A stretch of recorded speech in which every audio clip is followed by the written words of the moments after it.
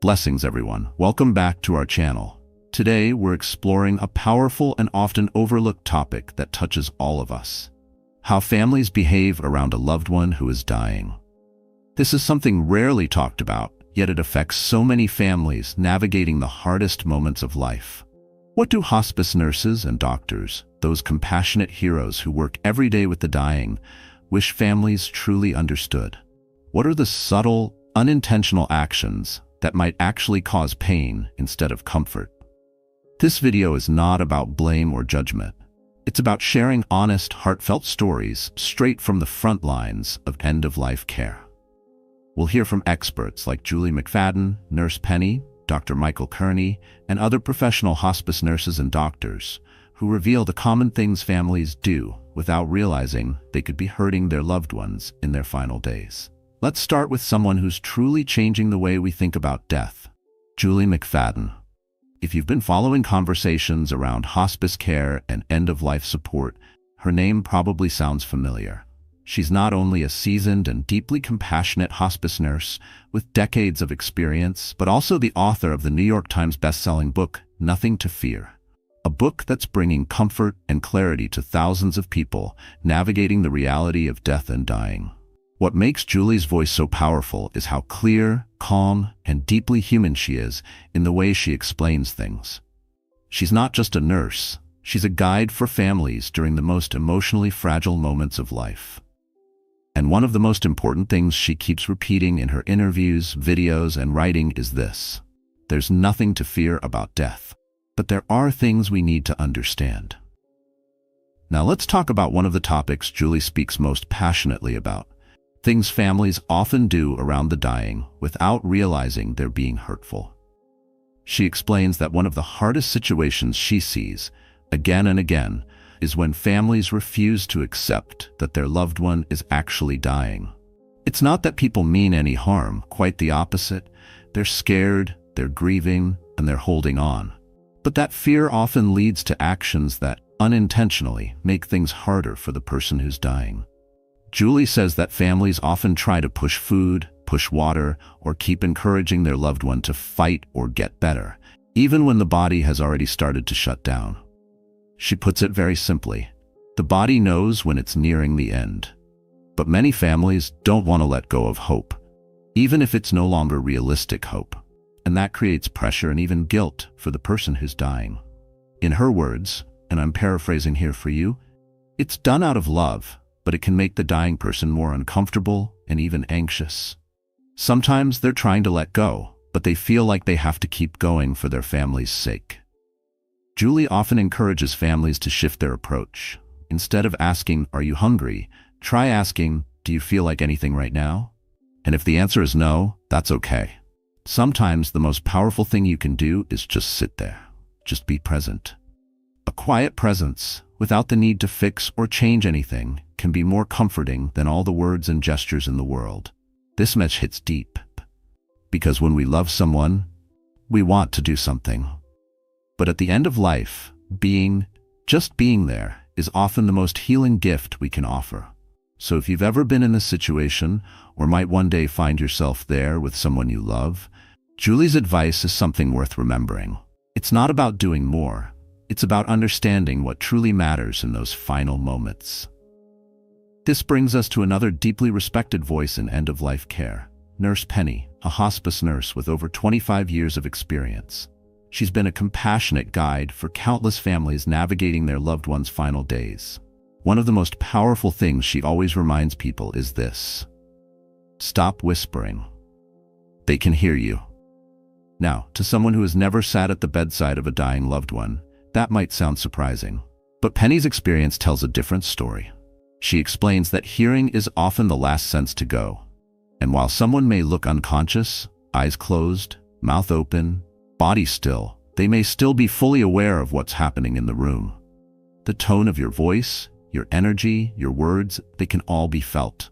Penny says one of the most painful things she witnesses is when families start talking over or around the dying person, especially in hushed tones. They may start making decisions aloud, reminiscing in the past tense, or even arguing. And this often happens when the person can no longer respond. But that doesn't mean they can't hear. In one talk, Penny recalled a situation where an elderly man was nearing death. His adult children were gathered in the room and things got tense. They began whispering to each other about funeral plans, who would handle the estate, and who should have done more during his life. They thought he was unconscious, unaware of what was happening.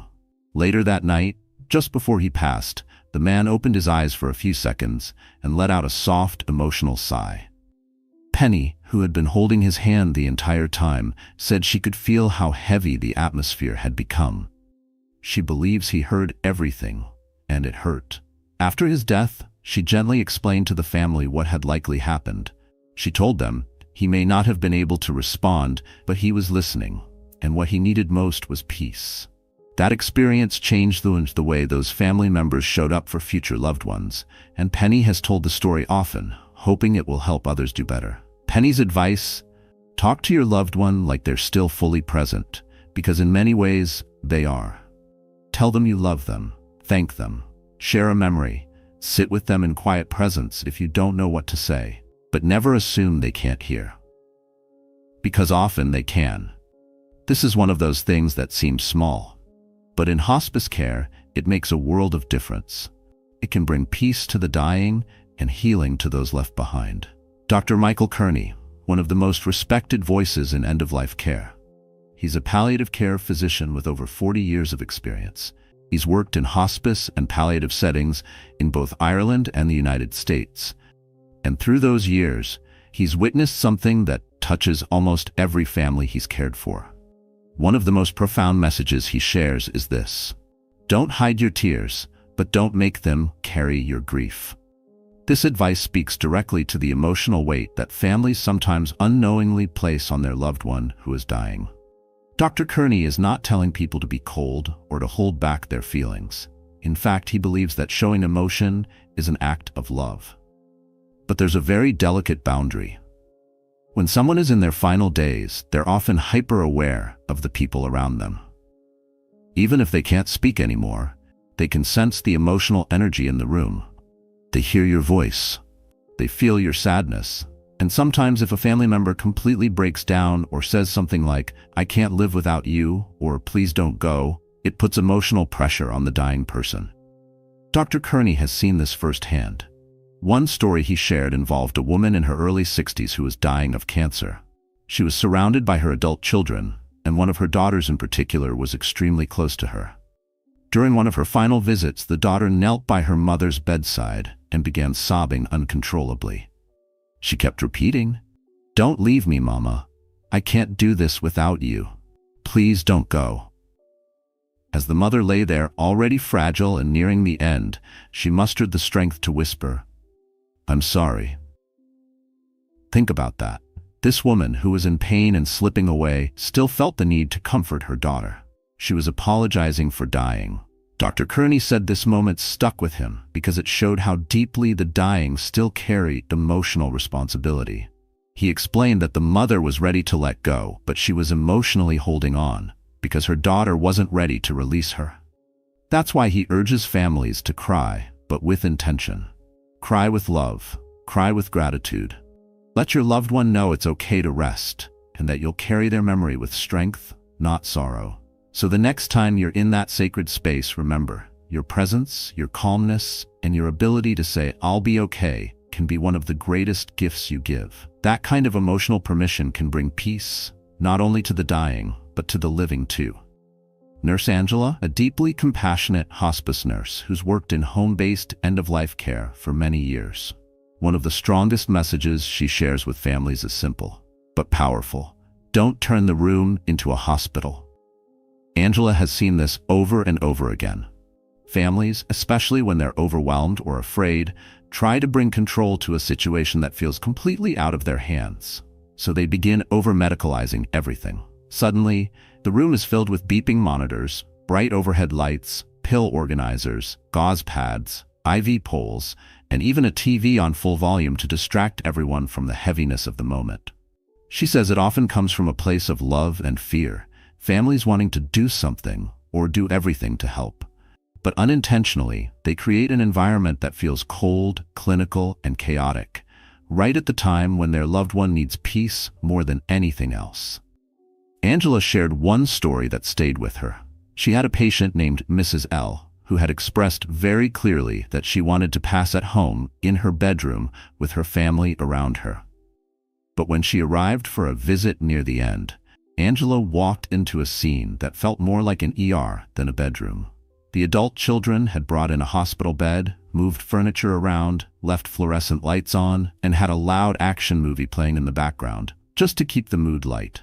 Angela gently pulled them aside and asked, "Is this what your mom would have wanted right now?" There was silence, and then tears. They didn't mean to make her last moments feel distant or stressful. They just didn't know how else to help. Angela encouraged them to turn off the TV, dim the lights, bring in her favorite blanket, and play the soft gospel music she used to hum while cooking Sunday dinners. Almost immediately, the energy in the room changed. It went from frantic to sacred. Angela always reminds families, you don't have to do more, you just have to be present. Creating a soft, warm, quiet space, what she calls a sacred atmosphere, doesn't just help the person who is dying.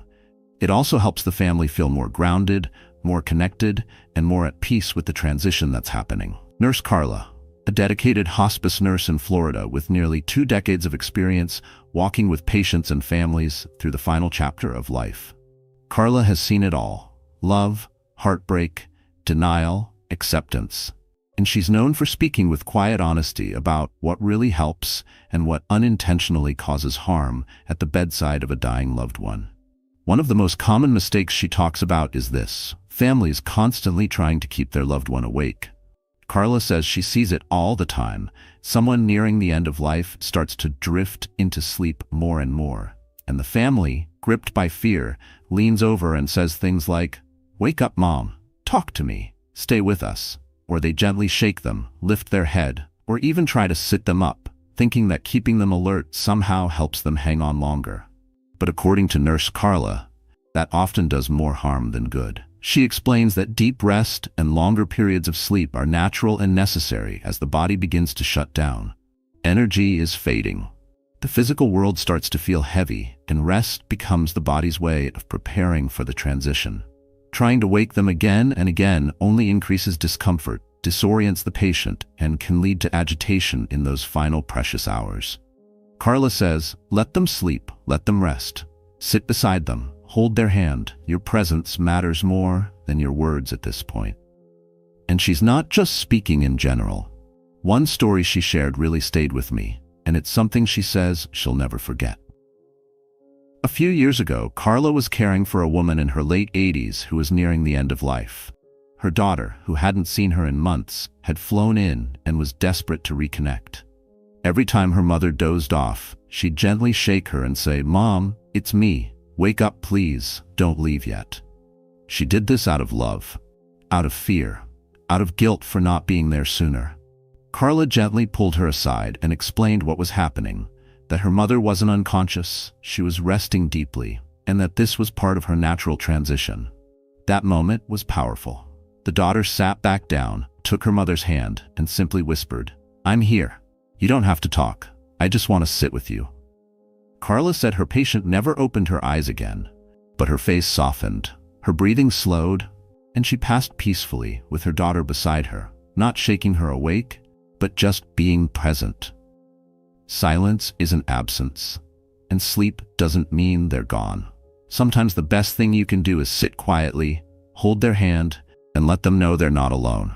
Now let's talk about Dr. James Ritchie, a veteran in end-of-life care with over 30 years of experience. Dr. Ritchie is not just a physician.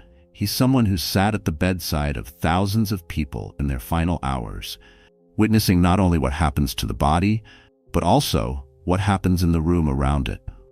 And he brings up something many families never realize they're doing, something that can feel helpful, but often isn't. Dr. Ritchie calls it the fixer mode. You might recognize it. Family members constantly adjusting pillows, lifting the patient's head, asking about water or temperature, calling the nurse every 10 minutes, or pacing in and out of the room trying to do something. It comes from a place of love. But he says, that constant fixing can actually create more stress than comfort. In his words, It's okay to allow some moments to just unfold. You don't have to fix the moment, just live it. And here's a moment he shared that really stayed with him. There was an elderly man in his final days. His family was doing everything they could think of, fluffing the sheets, checking the oxygen machine, putting on calming music, adjusting the blinds for just the right light. But all the movement, all the effort, it became overwhelming. The man, who could still speak at the time, quietly said to Dr. Ritchie, "I just want to be still for a while." Dr. Ritchie gently asked the family to step back, not leave, but just be there. Sit quietly, hold his hand, let the room breathe. And when they did that, something shifted. The man's breathing calmed, his shoulders relaxed, and for the first time in days, there was peace. That's the power of presence. Dr. Ritchie wants families to know, not every moment is meant to be solved. End-of-life care isn't about perfection, it's about connection. Your quiet presence, your listening ear, your stillness, sometimes that's the greatest gift you can offer. Nurse Tasha, someone whose work goes beyond just physical care. Tasha is a hospice nurse who also specializes in emotional and grief counseling. She spent years helping families through some of the hardest moments in life. And one thing she says she sees far too often is this: families trying too hard to stay strong and positive, to the point that it shuts down the real emotions that need to be expressed. Now, we all get it. No one wants to show sadness in front of someone they love who's dying. They want to be brave, to keep spirits high. But Tasha says this kind of forced positivity can unintentionally silence the very things that matter most in those final days. She hears phrases like, "You're going to beat this. Don't talk like that. You're not going anywhere. Stay strong, you're doing great." These words come from love, of course. But Tasha says when a dying person knows they are near the end, and most of them do, they need emotional space to process, to speak, and to be heard. That space can get closed off when everyone around them is pretending it's all okay. Here's a story she shared in a recent talk. A woman named Carol was in her 60s, dying from a terminal illness.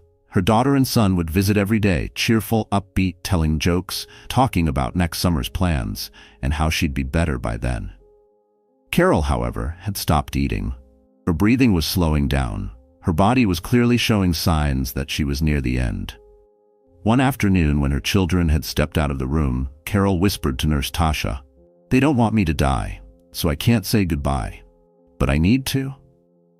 She was afraid that if she brought up death, it would shatter her kids. So she kept her feelings to herself, bottling up her need to express love, regrets, goodbyes, even her fears. Tasha gently encouraged the family to have one open-hearted conversation. She explained that it's not about giving up. It's about giving space for truth. Eventually, the daughter sat at her mom's bedside and said with tears, "I'm scared to lose you, but I'm here. I love you, and if you need to let go, we'll be okay." That moment opened the door. Carol held her daughter's hand, cried with her, and said goodbye. Tasha says that conversation became a sacred moment, one the daughter later said helped her begin to heal, even before her mother passed. So what's Tasha's message? Stop trying to fake strength, start sharing love. It's okay to cry. It's okay to say goodbye. It's okay to say, "You mean the world to me." Those words don't make things worse. They give peace, closure, and connection. Dr. Alina Martinez is another hospice physician with extensive experience working in hospice care in multiple countries.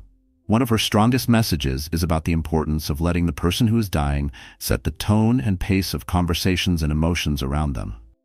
Dr. Martinez has noticed that family members often come to the bedside carrying their own feelings and needs. They might want to say sorry for past mistakes, cry and grieve out loud, or demand answers about what will happen next. But in their urgency to express their emotions, they sometimes forget the most important question. What does the person who is dying actually need in that moment? She explains that each person nearing the end of life is different. Some want to talk openly about their fears or memories. Others might want to pray or listen to spiritual music, and many simply want peace and quiet to rest or process their own thoughts. The key, Dr. Martinez says, is to follow the lead of the person who is dying and respect their emotional and physical state. One story Dr. Martinez shares stands out. She cared for an elderly man named Joseph, who was in the final stages of illness. His family arrived overwhelmed and tearful, pressing him to discuss unfinished business and express their regrets. Joseph, however, responded by closing his eyes and turning away from the conversation. Instead of pushing him to talk, Dr. Martinez suggested the family sit quietly with him, hold his hand, and just be present. Over time, Joseph relaxed, and the family began to understand that his need was simply to feel their calm presence, not to engage in heavy conversations. This moment taught them to read his body language and let him guide the emotional flow. The family later told Dr. Martinez that this quiet presence brought them a deeper sense of peace than any words could.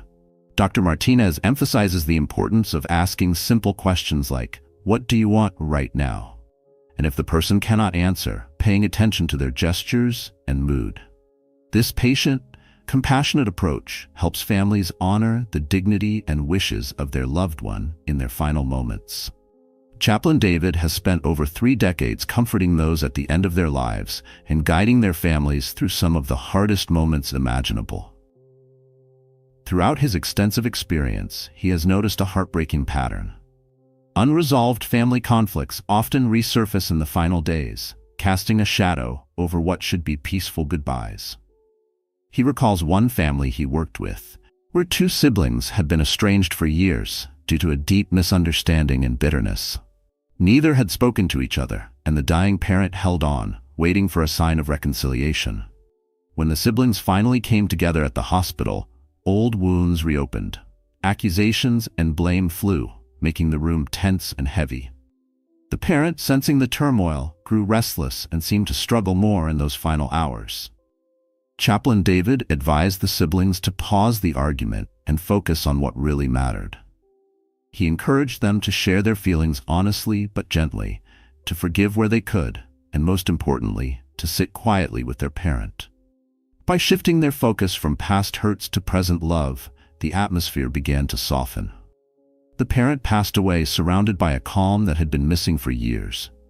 His key message is clear: unresolved issues can deeply affect both the dying and those left behind. If there's something to mend, don't wait until the last moment. Make the effort early. And if healing isn't possible, at least strive to bring peace to the environment, allowing your loved one to pass without added pain or chaos.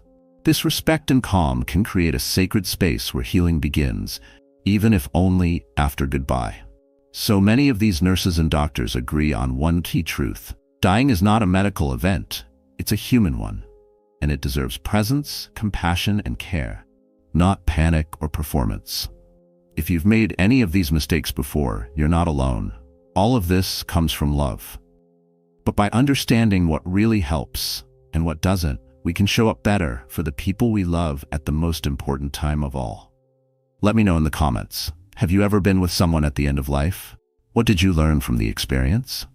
And if you found this video helpful, don't forget to like, subscribe, and share it with someone who might need it. Blessings and love to you all.